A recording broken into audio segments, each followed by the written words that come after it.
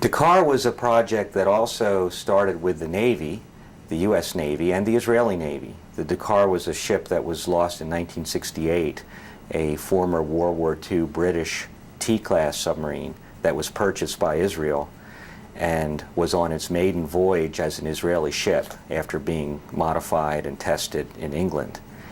It disappeared without a trace. As a matter of fact, there was no oil slick, no wreckage. A massive air and sea search revealed absolutely nothing.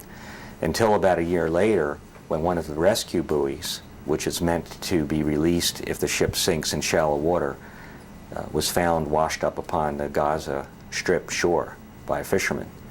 And that only served to heighten the mystery. And in the 30 years since then, the Israeli Navy has been searching for this ship.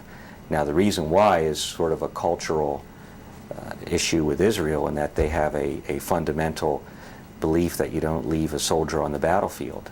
And the families have been hounding the government to find the resting place of their sons.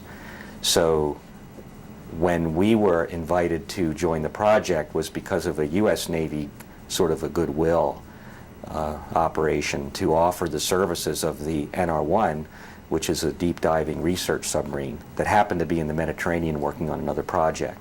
And Israel was happy to have the help, and the U.S. Navy asked Nauticos to advise them on the search area, because we had had quite a bit of success with the Navy in finding things in the past.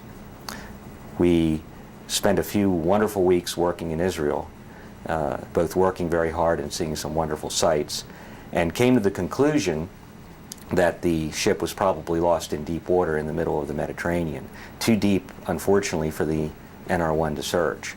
So a year later, we were hired by Israel to conduct a deep water search in the area that we recommended, and we found the Dakar more or less in the middle of that search area.